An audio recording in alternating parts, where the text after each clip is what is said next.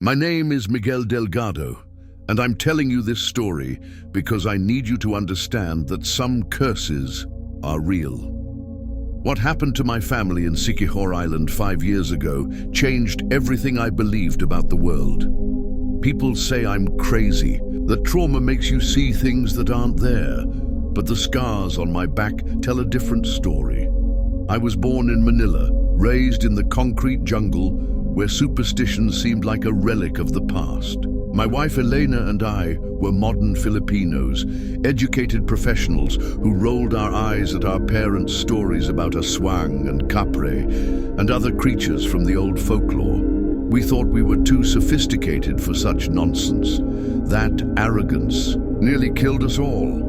It started when my grandmother Lola Rosa fell seriously ill. She lived alone in our ancestral home in Siquijor, that mystical island in the Visayas where they say magic still flows through the coconut groves and ancient balete trees. Lola Rosa had raised me after my parents died, and despite our modern skepticism, Eleanor and I knew we had to go to her. We brought our 2 children with us. Marco was 8 years old, brave and curious like his father. Little Anna was only 5, with her mother's gentle spirit and my grandmother's piercing dark eyes. The flight from Manila to Dumaguete, then the ferry to Siquijor, felt like traveling backward through time.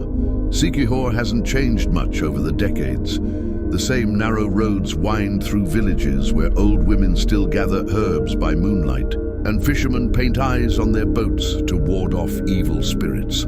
Our ancestral home sat on a hill overlooking the sea, a weathered wooden structure that had housed 5 generations of Delgados. Lola Rosa was waiting for us on the front porch, looking frailer than I remembered, but with those same sharp eyes that seemed to see through everything. She hugged us tightly, but I noticed her hands were shaking. "You came just in time," she whispered in my ear. "The curse is almost complete." I thought she was talking about her illness, maybe some fever-induced delirium. But Elena caught the fear in the old woman's voice and gave me a worried look. That first night, Lola Rosa told us the story I'd never heard before, about my great-grandfather who had crossed a powerful Mamba Barang, a witch doctor, over some land dispute decades ago, about the curse that was placed on our bloodline, dormant for 3 generations, but now awakening as the witch's power grew, stronger with age. "She's still alive," Lola Rosa said, her voice barely above a whisper. "Aling Petra. She must be over 90 now, but her hatred keeps her strong. She's been waiting for the right time when our family was gathered together." Elena squeezed my hand. "Lola, these are just old stories. There's no such thing as curses." My grandmother's eyes flashed with something between pity and terror. "You'll see, child. You'll see tonight." As darkness fell over the island, the atmosphere in the house changed. The air grew thick and oppressive, despite the ocean breeze that usually kept the house cool. Even the children noticed it. Marco kept asking why it felt so stuffy inside, and little Anna wouldn't let go of her mother's hand. Around midnight, we heard the first sign, a tapping sound on the roof, like fingernails or claws scratching against the metal sheets. Elena and I looked at each other, trying to stay calm for the children's sake. "Just a cat," I said, but my voice sounded unconvincing, even to me. The tapping moved across the roof in deliberate patterns, too rhythmic to be random. Then came the smell, seeping through the ceiling boards.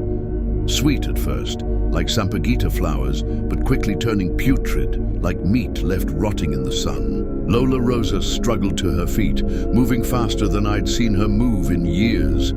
"Get the children," she hissed. "Bring them to the back room, now." The scratching on the roof became more frenzied, accompanied by a sound I'll never forget. It was like breathing, but amplified and distorted, coming from something with lungs far larger than any human. Each exhale carried that horrible smell deeper into the house. We huddled in the back bedroom, while Lola Rosa moved around the house with surprising energy, sprinkling salt across windowsills and doorways, lighting candles blessed by the local priest, and muttering prayers in Old Visayan that I couldn't understand. "What's happening, Papa?" Marco whispered, trying to be brave but unable to hide the fear in his voice. Before I could answer, something landed on the roof with tremendous force, shaking the entire house. Dust rained down from the ceiling as whatever was up there began pacing back and forth, its footsteps heavy and deliberate. Then came the voice. It started as a whisper, barely audible through the roof, but gradually grew louder. It was speaking in Visayan, words that seemed to crawl into my brain and make my skin crawl. "I know you're in there, Delgado. I can smell your blood. 3 generations I've waited for this moment." Elena pulled the children closer, her face pale with terror. Even she couldn't deny what we were hearing. The voice continued, sometimes pleading, sometimes threatening, always with that underlying tone of hunger that made my stomach turn. "Send me the children first. They're young, tender.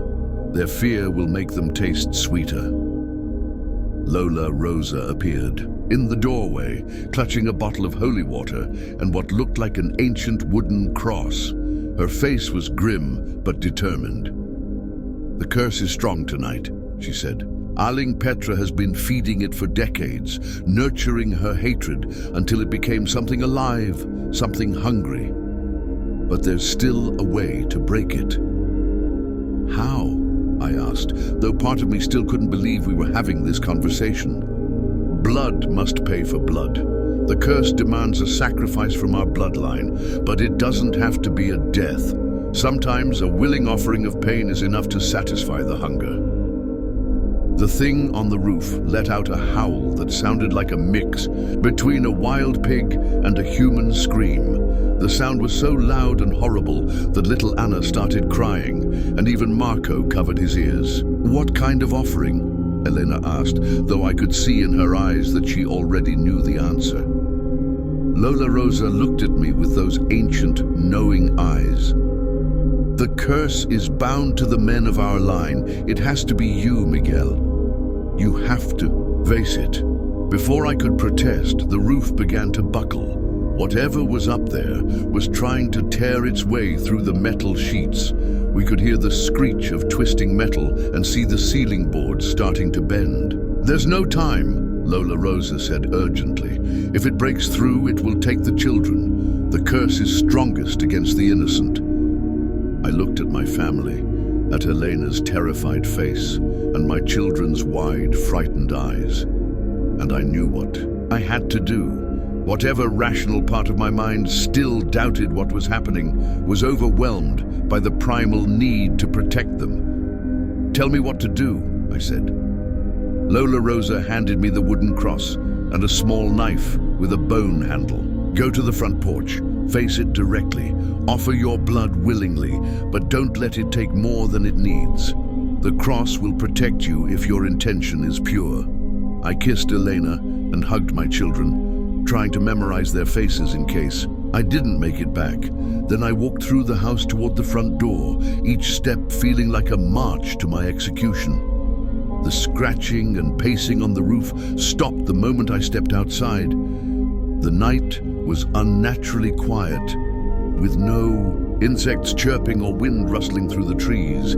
Even the ocean seemed to have gone silent. Then I saw it. The creature crouched on the peak of our roof was nothing like the Hollywood monsters I'd grown up seeing in movies. It was simultaneously more and less human than I expected. The basic shape was that of a woman, but stretched and distorted beyond recognition. Her limbs were too long, her joints bent at impossible angles, her hair hung down in greasy strands that seemed to move independently of any breeze. But it was her eyes that terrified me most. They glowed with a pale, sickly light, and when they focused on me, I felt like prey being studied by a predator. "So," the creature said, and I realized this was Aling Petra, or what she had become. The young Delgado finally shows himself. Your great-grandfather cost me everything. My land, my reputation, my life's work. Now his bloodline will pay the price. Her voice was like grinding glass, painful to hear but impossible to ignore. I held up the cross with one hand and the knife with the other. I'm here to settle the debt, I said, surprised by how steady my voice sounded. But the children are innocent. The curse ends with me. The creature laughed, a sound like breaking bones. You think you can bargain with me, boy? I am beyond death, beyond mercy. I have fed on hatred for 70 years. But I noticed she hadn't moved from the roof. The cross seemed to create an invisible barrier that she couldn't cross. Blood for blood, I said, remembering Lola Rosa's words. Isn't that what you want? I drew the knife across my palm, letting the blood drip onto the ground. The creature's eyes followed every drop with hungry fascination. Yes, she hissed, but not enough. Never enough to pay for what your family took from me. That's when I understood. The curse wasn't really about justice or payment. It was about feeding an ancient hunger that had grown too strong to ever be satisfied. Ailing Petra had become something that existed only to consume pain and terror. But I also realized something else. The cross in my hand was growing warm, and I could feel strength flowing through me that wasn't my own. Lola Rosa had been right about the power of willing sacrifice.